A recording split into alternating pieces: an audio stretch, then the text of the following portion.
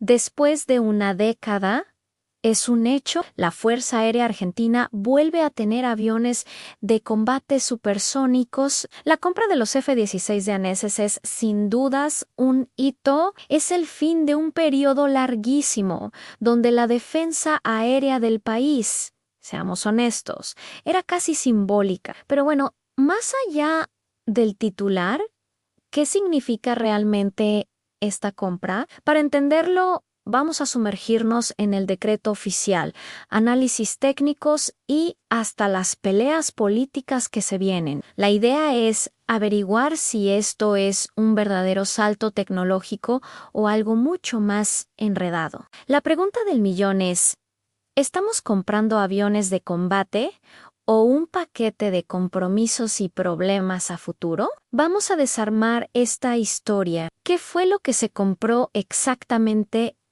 y por qué justo ahora? Si vamos a los papeles, al boletín oficial, el decreto es específico, no deja lugar a dudas. Se firmó un contrato con Dinamarca por 24 aviones F-16 Fighting Falcon. De esos, 16 son monoplazas para un solo piloto.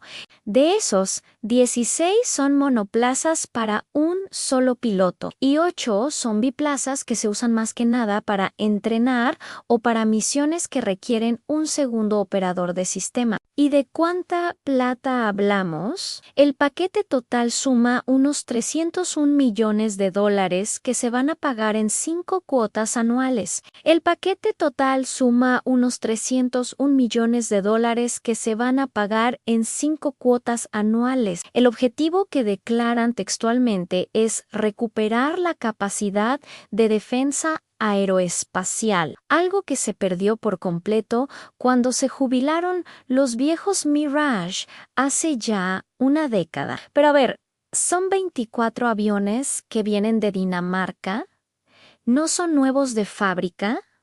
Y ahí me surge la primera duda. ¿Estamos comprando tecnología que ya está un poco pasada de moda? ¿Cuál es el verdadero salto tecnológico? Esta es la pregunta clave porque a primera vista, sí, son aviones diseñados en los 70 y fabricados en los 80. Son de los bloques 10 y 15. Pero el secreto está en que no son los mismos aviones que salieron de la fábrica, pasaron por un programa de modernización europeo muy profundo, el MLU, Midlife Update, una actualización de mediana vida. Y esto no es como ponerle un estéreo nuevo a un auto viejo, es algo mucho más profundo. Es cambiarle el motor, el chasis y sobre todo la computadora a bordo. Estos aviones ahora superan los 2.100 kilómetros por hora y soportan maniobras de 9T que exigen la estructura al máximo. Pero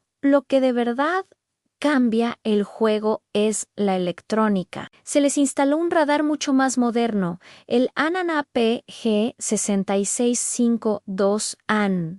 Un radar nuevo significa que pueden usar armas nuevas, ¿cierto? Este radar les permite usar misiles como el M120 AMRAA y esto es un cambio de paradigma total. Introduce una capacidad que Argentina nunca tuvo en su historia a el combate, más allá del alcance visual o VR, la capacidad de detectar y dispararle a un enemigo que está a decenas de kilómetros, mucho antes de que puedas verlo con tus propios ojos. Es pasar de una pelea de cuchillos en una cabina telefónica a un duelo de francotiradores. Además, pueden usar bombas guiadas por láser o GPS con altísima precisión. Pero ojo, que ni siquiera eso es lo más importante. El verdadero salto al siglo XXI es que estos aviones vienen con el sistema de enlace de datos, Link 16. Imagínalo así. Hasta ahora, cada piloto era un ojo volando.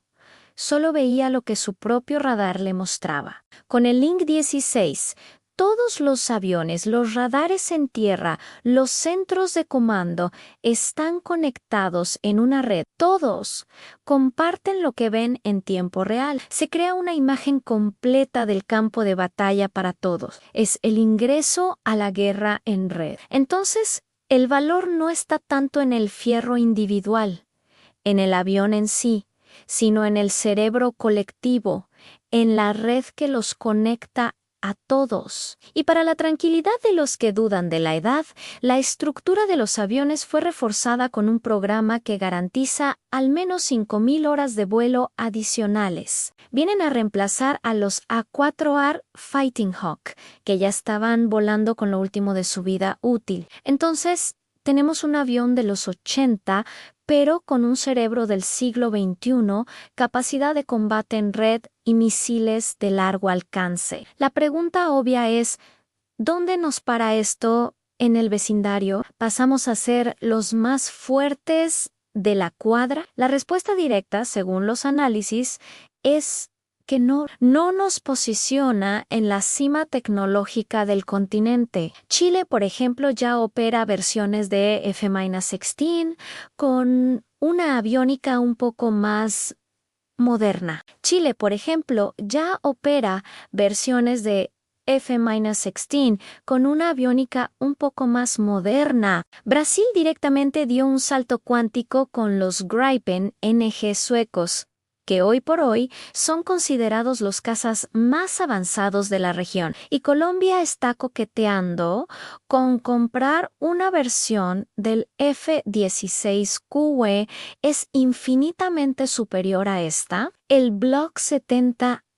o sea que no es para ser el más poderoso, es más bien para volver a tener un asiento en la mesa, para dejar de estar ausente. La conclusión es que Argentina no pasa a ser una potencia, sino que vuelve al juego después de años de tener una aviación de combate prácticamente desmantelada. Pero si no es una cuestión de buscar superioridad militar, ¿qué otro significado tiene esta compra? Hay algo más grande detrás en el factor geopolítico. Comprar el sistema de armas F-16 no es como ir al supermercado y elegir un producto de la góndola. Significa integrarse de lleno al ecosistema de defensa occidental.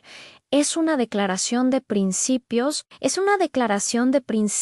Implica adoptar un estándar de la OTAN, lo que se llama interoperabilidad. Esto significa que tus aviones, tus pilotos, tus mecánicos hablan el mismo idioma que las fuerzas de Estados Unidos y Europa. Te da acceso a entrenamiento conjunto y a un mercado de repuestos gigantesco. Es una decisión estratégica que trasciende lo militar y define un claro alineamiento internacional. Y una declaración tan fuerte como esa no le debe haber caído bien a todo el mundo. Esta decisión generó muchísima polémica, sobre todo con el gobierno anterior que miraba para otro lado. Una de las voces más duras fue la del exministro de Defensa, Agustín Rossi. Él califica la compra como un alineamiento automático y casi una sumisión a Estados Unidos, argumentando que no responde a una estrategia pensada por y para Argentina, y revela algo clave en la alternativa, que su gestión estaba a punto de cerrar, era completamente distinta. Se inclinaban por los aviones chinos, los JF-17. Los argumentos de Rossi eran que eran más baratos, venían con una financiación mucho más conveniente y, un dato no menor, eran aviones 0 kilómetro, nuevos de fábrica, el famoso JF-17. Siempre tuve la idea, capaz errada, de que era una especie de copia china de bajo costo del F-16. ¿Qué tan cierto es eso? Es un mito muy extendido, pero las fuentes técnicas lo desmienten. El JF-17N o es una copia, el JF-17N o es una copia, es un avión de una categoría de peso inferior. más chico y liviano, más comparable al Gripen sueco. Su origen, de hecho, es una ensalada de influencia. Nació como un proyecto para modernizar el viejo caza ruso MiG-21, en el que en un principio participó la empresa estadounidense Grumman. Cuando llegaron las sanciones a China, Grumman se fue y el proyecto se retomó usando datos de diseño de la oficina rusa Mikoyan. ¿De dónde sale el parecido con el F-16 Hu-Wei? Algunos ven, principalmente de la cabina, la interfaz de control se diseñó a propósito para que fuera similar, facilitando el entrenamiento a los pilotos de Pakistán, socio principal en el desarrollo, y que ya volaba F-16 en términos de capacidades. El F-16 ES multimisión puede hacer varias tareas en una sola salida larga y compleja. El JF-17ES Multirole puede hacer las mismas misiones, pero no todas a la vez con la misma carga. Es como una navaja suiza contra una caja de herramientas. La opción china representaba, al final del día, una alianza estratégica completamente opuesta, y el exministro Rossi tocó otro tema que en Argentina es una herida abierta a la cuestión Malvinas, y eso nos mete de lleno en la controversia más sensible. Hay dos versiones que chocan de frente. Por un lado, una fuente militar anónima asegura que el Reino Unido, como socio clave de la OTAN, presionó para que se impusiera una limitación por software al radar de los F-16 argentinos. Una limitación. Según esta versión, el alcance del radar de tiro estaría capado, limitado a 60 millas. Para ponerlo en contexto, eso significa que serían inútiles. Las defensas antiaéreas británicas en Malvinas tienen un alcance de entre 200 y 300 millas. Las defensas antiaéreas británicas en Malvinas tienen un alcance de entre 200 y 300 millas. Con esa supuesta limitación, los F-16 serían detectados y derribados mucho antes de que sus pilotos pudieran siquiera ver un objetivo.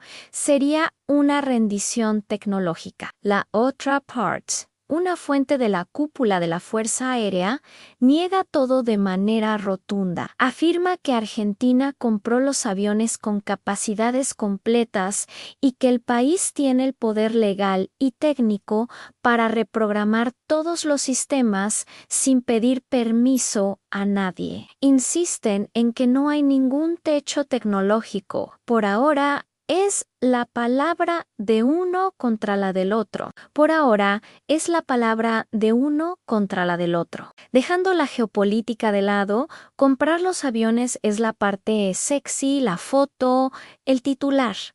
Pero, ¿qué pasa en tierra? Tenemos dónde guardarlos, cómo mantenerlos. Pero, ¿qué pasa en tierra? Tenemos dónde guardarlos, cómo mantenerlos. Y acabas de tocar el punto que va a definir si esta compra es un éxito o un fracaso monumental. El verdadero desafío está en el suelo y la situación es crítica. Un informe interno de la propia Fuerza Aérea revela que la unidad que mantiene pistas y hangars está operando a solo el 50% de su capacidad, y la maquinaria que usan tiene un promedio de 30 años de antigüedad. El informe lo dice explícitamente. Pistas deterioradas no solo limitan las operaciones, sino que aumentan dramáticamente el riesgo de accidentes. No podés operar un avión de alta performance desde una base que se cae a pedazos. A esto se le suma que muchos países están retirando sus F-16M viejos por la fatiga del metal y los costos de mantenimiento que se disparan con los años. El verdadero costo no son los 300 millones de la compra, es la inversión millonaria y constante, año tras año, para que estos aviones no terminen siendo piezas de museo. El panorama final es increíblemente complejo. Por un lado, es una modernización necesaria que vuelve a poner a Argentina en el mapa de la defensa aérea, pero al mismo tiempo trae un paquete de condiciones, un alineamiento geopolítico marcado, una sombra de dudas sobre la soberanía de su uso y, lo más preocupante, unos desafíos gigantescos de presupuesto y logística en casa. Esta compra es apenas el punto de partida, no la meta. El valor real de estos aviones se verá en 10 o 15 años. Ahí veremos si el país tuvo la constancia para sostener todo el ecosistema. La gran pregunta que nos queda es, ¿la Tierra estará a la altura de la tecnología que se compró? Porque si tenemos en cuenta los costos de mantenimiento, los problemas de infraestructura y que se descartó una alternativa quizás más sostenible. La duda es, ¿será este el inicio de una verdadera recuperación? ¿O podrían estos avanzados aviones terminar prisioneros del mismo suelo desde el que deberían despegar? ¿O podrían estos avanzados aviones terminar prisioneros del mismo suelo desde el que deberían despegar? Gracias por acompañarnos en este análisis. Si te gustó, no olvides darle like, suscribirte y activar la campanita para no perderte nuestro próximo video.